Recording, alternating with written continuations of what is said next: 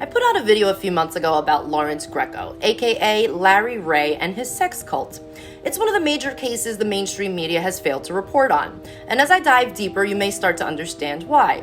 But before I begin, thank you to Marco Polo, MarcoPoloUSA.org, for being one of the few to provide and publish more details into this extremely disturbing story.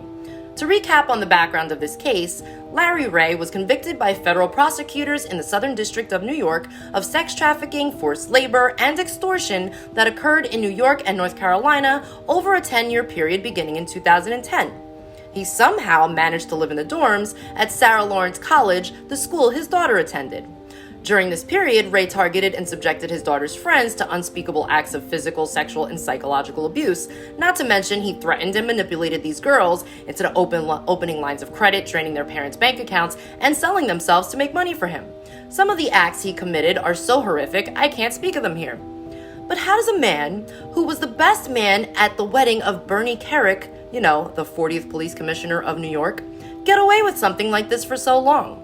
The list of clients he trafficked the victims to was entered into evidence under seal in Ray's trial. The list was inadvertently released by prosecutors into the US v. Ray file and published online for anyone to see. It has since been scrubbed from the internet, but as I always tell you, the internet is forever and we have the receipts.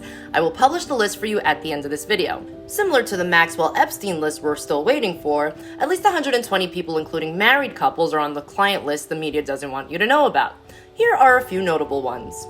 David Wassong, former portfolio manager for George Soros and friend of Ghislaine Maxwell and Jeffrey Epstein, and also listed on page 56 of Epstein's Black Book. Zach Kaplan, account manager at Amazon, who happens to be right here on TikTok.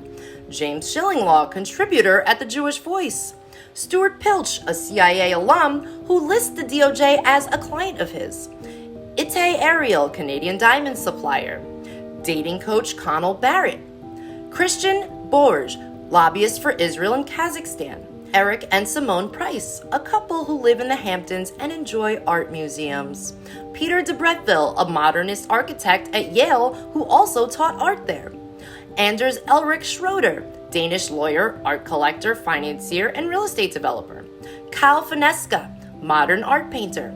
Joseph DeMena, hedge fund manager who, along with his wife, are founders of a children's history museum.